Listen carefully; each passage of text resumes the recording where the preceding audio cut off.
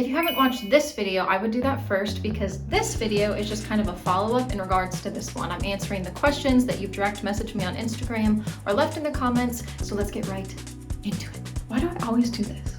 Should I print my test results or is the online copy fine? I most definitely would print them out. I've heard some airlines only accept the printed copy of the test, but I've also heard on the flip side that some airlines only accept the electronic version because they can see where it's been emailed from and they can see like how legitimate it is. So both, the more the merrier, but definitely print it off. I've heard some bad stories about people who didn't print it. If a flight is delayed, what the heck happens? Well, usually the country that you are going to be in, if it's their fault that the flight is delayed, they can't hold that against you. So they will most likely allow you onto that flight. The issue is when you get to another country and you have a layover. When I was in Germany, they expected that you took that test within 72 hours. And so because people were delayed and they missed a certain flight and they had to get booked onto another flight, their test was then expired. They had to get a new test taken. So that's why I really think getting one test right before you leave is a really good backup if you do have a layover that is in another country. Again, this is playing it like super safe, but I would rather be super safe and spend a little bit money at the beginning than have to spend a whole heck of a lot more money later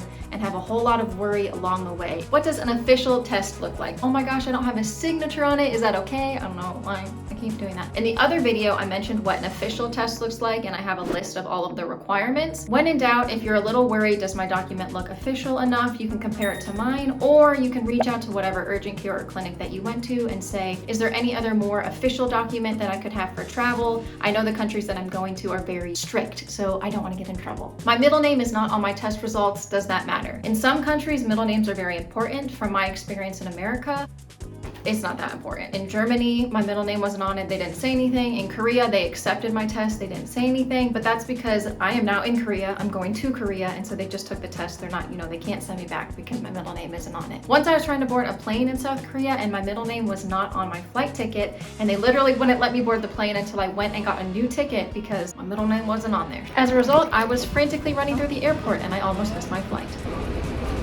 So it is always a really good rule of thumb to always make sure your full name is on everything, just so that everything matches. If you don't like your middle name, but it's on your passport, start to like it, because I would recommend you put it on everything. Tape it everywhere. What time matters? Does it matter when I get my results back? Does it matter when I got the test taken? Does it matter when I arrive in that said country? Every country is different, so I cannot stress enough that you go to the email that has like your flight information and look up like flight details, look up COVID tests, frequently asked questions, but make sure you're looking at every country that you're going to. So if you have any layovers, make sure you look at the regulation in the country that you're leaving, the place that you have a layover, and the place that you will be arriving. Some people are worried, does it matter when I arrive? Some people have reached out to me and in their email, it specifically says your test must be taken upon 48 hours of arrival. If it doesn't say that, you don't have to worry about it. From my experience, what you do need to worry about though is the departure time. And the quickest way that I can tell you when do you need to get your test taken, look at the last departure time that you have. So direct flight, that's your only flight. Look at the very last departure time that you have, and then you're going to take a test within 72 hours of that last departure time. If I have this departure time in, let's say, Germany,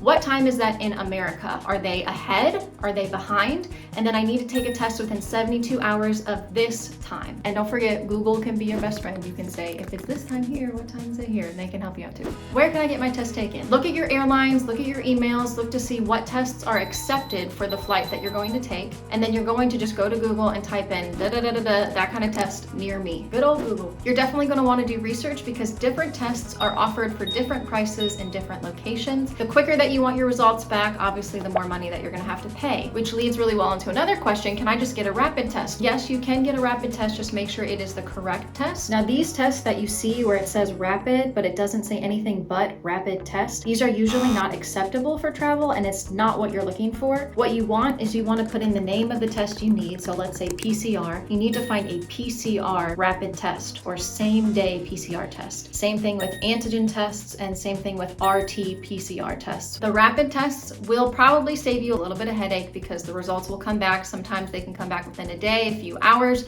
but you are going to end up spending quite a lot of money. So it's very much up to you, but I'm someone that's always looking to save a little bit of money. So that's why I went the cheaper route. Our CVS and Walgreens Walgreens, are those tests acceptable for these flights? When you do your own research and you see what tests are acceptable, if the test is offered at CVS or Walgreens, by all means go for it, but the thing you have to worry about is how long are those results going to take to get back to you. So I was looking over this part. I don't like the way I explained it, so me and my ratchet self gonna come back on here and explain more thoroughly. If you would like to spend no money, but maybe live a tiny, teensy little bit on the edge, you can go to Walgreens. I'm not sure about CVS because I was only able to contact and actually physically talk with people from Walgreens. You can get one free PCR test done at any Walgreens location, one every day. There are many Walgreens that offer many different types of tests, but only a few offer PCR tests. I'm gonna focus on PCR tests because that is the most common one for travel. They told me that usually the results come back within 1 to 3 days. The reason why that 3 days is there and it's not 1 to 2, there's literally a wasp trying to fly in through the window. Excuse me. Thank you. For PCR tests, there is a truck that will come around and it will come to all the Walgreens stores and pick up the tests from that location and take it to their lab. Now, if you get a test done earlier in the day, most likely your test will be taken that day to the lab. But if you take a test later in the day, then you're probably not gonna make it until tomorrow's truck. So that's why they have 1 to 3 days. So what I would recommend you do is you get one test done within 72 hours of your first departure, but make sure you get a second test done within 48 hours or 72 hours of your final departure. And make sure, even if the Walgreens is listed on here as offering a certain test, make sure you call them yourself and you also make an appointment because they'll only take you if you make an appointment. It is a little risky, but it is a really good way that you don't have to spend any money. I would still do research and find a place that can give results within a few hours, maybe like 4 to 8 hours. Because if you're at like the 12-hour mark before you're about to leave and you're like, I still haven't gotten my first test results back because something crazy went wrong, you could always go to that place, get your results really quickly. You have the free option there with having to pay money if something goes wrong. But make sure if you have a layover, especially in another country, that you get a second test taken almost right before you leave. That way, if something does go wrong, you're delayed, or that country is very strict and they're thinking that you needed to take a test within 72 hours of that departure, like my flight did in Germany, then you don't have anything to worry about. You're set and covered. And I'm just repeating myself at this point, so let's go back to the other me.